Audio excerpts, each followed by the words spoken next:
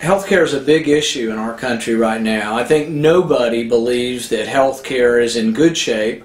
Everybody acknowledges that there's a problem. There are people who don't have insurance, and there are people who have insurance who are paying horrendous amounts of money per month. Some $500 a month, some $1,000 a month for their insurance. So there's two problems. There's access to healthcare, one problem, but then there's the expense. Sometimes just increasing the access to healthcare doesn't make the expense go down, so we may well be spending more if we increase the access. The question we have to ask is the problem with healthcare right now too much government or too much capitalism?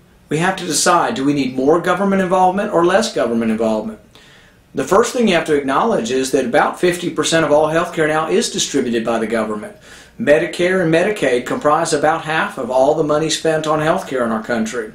The thing about Medicare and Medicaid is the prices are fixed. There is no competition. If you have Medicare and you go to a doctor, the price is fixed. You can't shop around for a doctor who offers less of a price. It's actually illegal for the doctor to offer a lower price.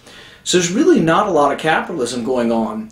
We have to ask ourselves, how in our marketplace are we able to distribute cell phones for $14 for a cell phone, and yet we can't distribute health care and have any kind of competition?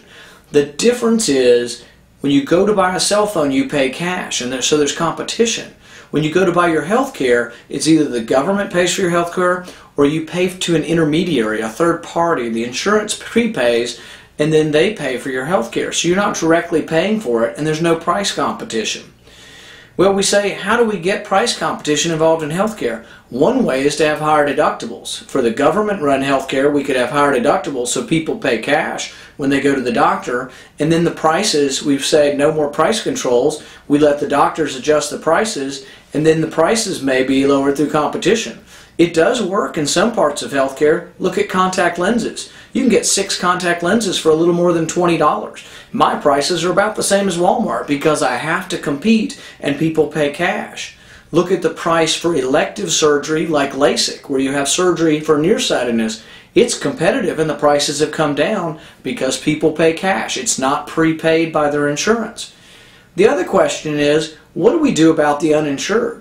They say there's about 46 million people who are uninsured. Should we totally throw out the current system, throw out all private practice and what's left of capitalism in healthcare and say, let's let the government do it because of these 46 million? Well, let's examine who these 46 million are. A third of the 46 million make more than $50,000 a year. They're choosing not to get health insurance because of the cost.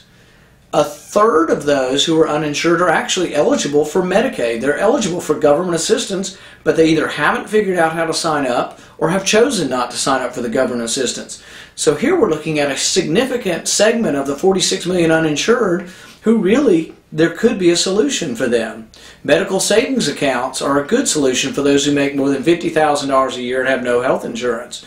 These are something that can be promoted by changes in the tax code.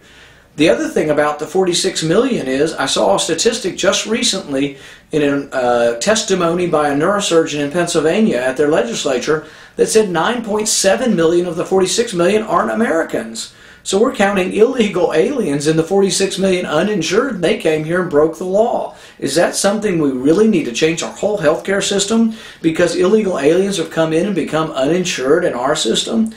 Really, we need to think and look at the problem specifically before throwing out our entire healthcare system.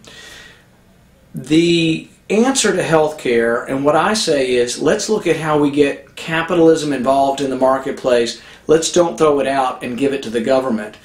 One thing to think about before you throw over healthcare and say, let's have one bureaucrat control it, think about how good they were at distributing water after Katrina. If they can't even distribute water, do you want that guy in charge of distributing your health care? Let's think about bringing capitalism back and not adding more government. We'll talk more about it, but look on my website. We've got some good papers on health care and what we ought to do with it. Thank you.